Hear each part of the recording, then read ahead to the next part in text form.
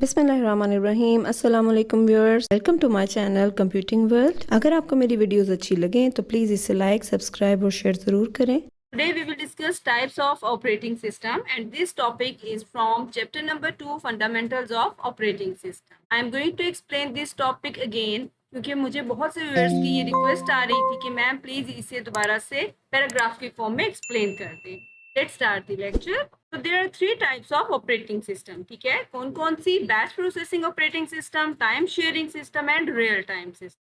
Now we will discuss these types of operating systems one by one. Now we will discuss batch processing system. In batch processing systems, jobs are grouped in batches and the computer executes them one by one. यानी different jobs जो भी होती हैं computer को, जो भी requirements होती हैं यूजर की, या यूजर जो भी उसको रिक्वेस्ट सेंड करता है किसी काम को कंप्लीट करने के लिए, उसको डिफरेंट बैचेस में डिवाइड कर दिया जाता है। ठीक है, डिफरेंट जॉब्स के बैचेस बना लिए जाते हैं, यानी छोटे छोटे से ग्रुप्स बना लिए जाते हैं। And when the current job terminates, तो जब एक जॉब टर्मिनेट हो जाती है, एक जॉब कंप्लीट हो जाती है, एक रिक्वेस्ट जो यूजर की होती है वो कंप्लीट हो जाती है, कंप्यूटर जो है वो नेक्स्ट जो बैच है, नेक्स्ट जॉब है, उसको ऑटोमेटिकली लोड कर लेता है। ठीक है, और उसको एग्जीक्यूट करना स्टार्ट कर देता है। And in the same way जब सेकंड बैच खत्म हो जाता है, यानी सेकंड जॉब खत्म हो जाती है, टर्मिनेट हो जाती है, उसके ऊपर काम हो जाता है, देन थर्ड जो जॉब है, computer will start executing that one. ठीक है, नाउ वी कैन से कि जैसे कि आप इस पिक्चर में देख सकते हैं, इस फिगर में आपको ये दिखाया गया है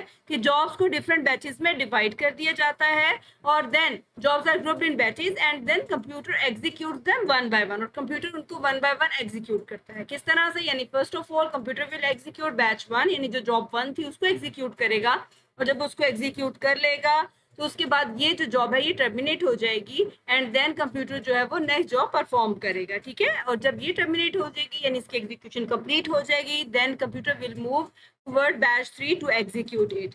So in the same way when one job terminates, computer automatically loads the next job. यानी जब यूजर कोई भी जॉब कंप्यूटर को असाइन करता है, कोई रिक्वेस्ट सेंड करता है, तो कंप्यूटर उसको बैचेस में डिवाइड कर लेता है, और जब एक बैच कंप्लीट हो जाता है तो कंप्यूटर ऑटोमेटिकली नेक्स्ट बैच को, नेक्स्ट जॉब को लोड कर लेता है, एंड देन उसको एग्जीक्यूट करता है। और ये प्रोसीजर उस वक्त तक जारी रहता है, उस वक्त तक कंटिन्यू रहता है जब तक कि तमाम jobs, tamam requirements, tamam. Now we will discuss some of the examples of batch processing operating systems. So batch processing systems are suitable for tasks where large amount of data has to be collected and processed on a regular basis. यानी batch processing operating system एक ऐसा system है, ऐसी organisations में use किया जाता है जहां लार्ज अमाउंट ऑफ डेटा को हैंडल करना है रेगुलर बेसिस पर। ठीक है, for example in credit card billing system all the data of credit card holders is collected and held until process as a batch at the end of billing cycle. यानी हर customer का एक record जो है किसी भी credit card billing system का, वो मेंटेन किया जाता है, उसे कलेक्ट किया जाता है, और जैसे ही यानी उसका जो मंथ होता है, एक साइकिल होता है बिलिंग साइकिल, वो कंप्लीट हो जाता है तो उसका जो बिल है वो जनरेट कर दिया जाता है। इसी तरह से एक और एग्जाम्पल लेते हैं, in examination report card system all the data of students examination is collected। it means किसी भी एग्जामिनेशन रिपोर्ट कार्ड सिस्टम में जब भी किसी स्टूडेंट के पेपर चेक होते हैं तो तमाम जितने भी सब्जेक्ट्स होते हैं, उनके एग्जाम्स के जितने मार्क्स होते हैं, उन्हें एक जगह पर कलेक्ट कर लिया जाता है, एक लिस्ट बना ली जाती है, और उसके बाद उसे प्रोसेस किया जाता है। ठीक है, यानी डिफरेंट सब्जेक्ट्स के डिफरेंट मार्क्स की एक लिस्ट तैयार कर ली जाती है, और उसके बाद उसको एक प्रॉपर रिपोर्ट कार्ड की फॉर्म में उसको प्रिंट करवा दिया जाता है, और इसका जो रिपोर्ट कार्ड है वो तैयार कर दिया जाता है डिफरेंट इंफॉर्मेशन को, डिफरेंट बैचेस को कलेक्ट करते हुए। ठीक है, तो ये तो था बैच प्रोसेसिंग सिस्टम। अब हम देखते हैं कि what is meant by time sharing system. यानी टाइम शेयरिंग, जैसा कि इसके नाम से जाहिर है कि टाइम शेयरिंग सिस्टम, यानी कि ये एक ऐसा system multiple users different programs को at the same time run कर सकते हैं। ठीक है, यानी it allow many users to have access to a computer at the same time. एक ही वक्त में डिफरेंट यूजर कंप्यूटर को एक्सेस कर सकते हैं और अपनी जो भी रिक्वायरमेंट्स हैं वो पूरी करवा सकते हैं, जितने भी डिफरेंट उन्होंने टास्क परफॉर्म करवाने कंप्यूटर से वो करवा सकते हैं।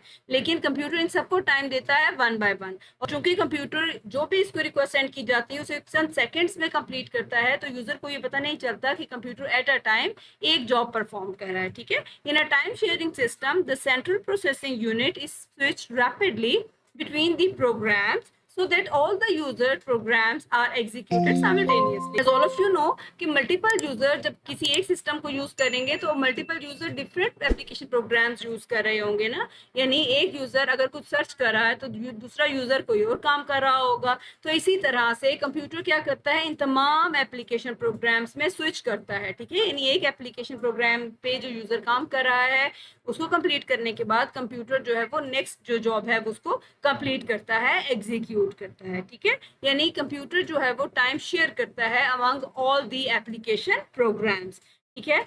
इन a time sharing system the central processing unit यानी कि जो सीपीयू होता है switch rapidly between the programs so that all the user programs are executed simultaneously। यानी कंप्यूटर का जो सेंट्रल प्रोसेसिंग यूनिट है, सीपीयू है, वो रैपिडली स्विच करता है एक प्रोग्राम से दूसरे प्रोग्राम में, ताकि जो भी यूजर कोई भी प्रोग्राम यूज कर रहा है उनको एग्जीक्यूट किया जा सके एक साथ, ठीक है। The operating system used in mini computer and mainframe computer support time sharing. Time sharing operating systems are used in organisations such as airline, bank, hotel, university, यानी बड़े लेवल पर बड़ी ऑर्गेनाइजेशंस में इस तरह का जो ऑपरेटिंग सिस्टम है वो यूज किया जाता है ताकि डिफरेंट यूजर्स अपनी तमाम रिक्वायरमेंट्स को कंप्लीट करवा सके through computer system where many users need access to the central computer at the same time। यानी जहाँ पर एक सेंट्रल कंप्यूटर होता है और डिफरेंट यूजर्स उसको यूज कर रहे होते हैं same time. For example 100 of students access the university mainframe computer at the same time, यानी कि जब किसी भी यूनिवर्सिटी में मेन फ्रेम कंप्यूटर यूज हो रहा है वहाँ पर eight the same time 100 of students use कर रहे हैं and they run different programs with the time sharing system in interactive mode। यानी जो 100 of students हैं एट अ टाइम एक कंप्यूटर यूज कर रहे हैं और उनकी तमाम रिक्वेस्ट को एट अ टाइम पूरा किया जा रहा है, ठीक है।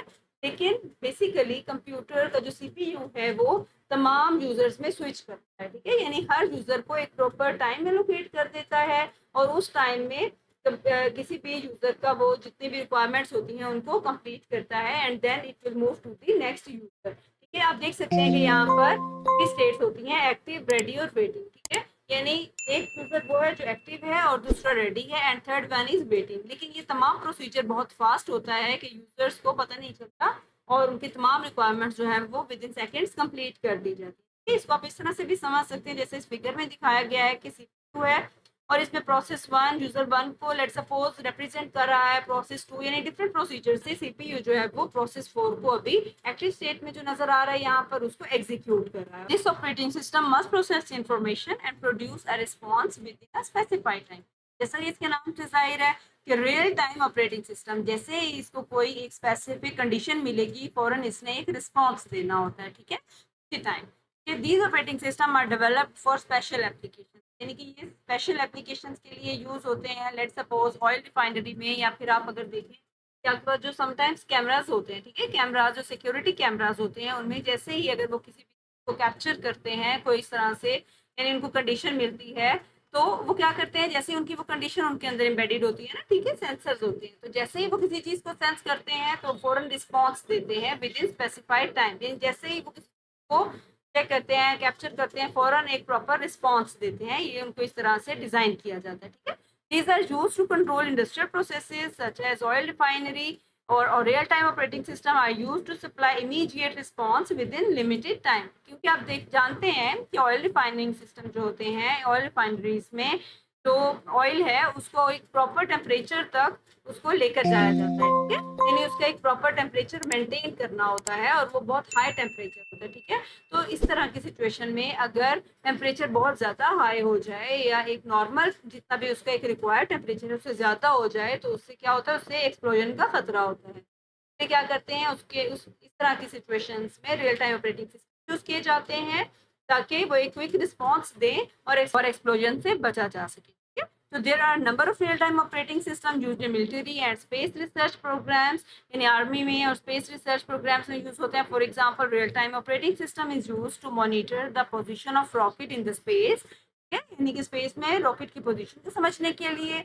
Many cities are installing real-time traffic control system to facilitate smooth flow of traffic। यानी कि बिजी इंटरसेक्शंस पर ट्रैफिक का जो फ्लो है, ट्रैफिक बहुत ज़्यादा हो जाती है ना इस तरह से, तो उसका जो फ्लो है उसको देखते हुए real time traffic control system जो है उसको सेंस करता है और उसके बाद उसके अकॉर्डिंग ही जितने भी सिग्नल्स होते हैं फंक्शनल करता है। ठीक है, आप इसको इस तरह से भी समझ सकते हैं कि रियल टाइम ऑपरेटिंग सिस्टम किसी भी इंफॉर्मेशन को प्रोसेस करता है और एक रिस्पॉन्स प्रोड्यूस करता है। आई होप आपने इस टॉपिक को अच्छे से अंडरस्टैंड कर लिया होगा, और प्लीज़ हमारे चैनल को सब्सक्राइब करना मत भूलिएगा, और इससे रिलेटेड जो भी आपकी क्यूरीज हों उसे कमेंट बॉक्स में ज़रूर लिखिएगा। Thanks for watching. अल्लाह हाफिज़।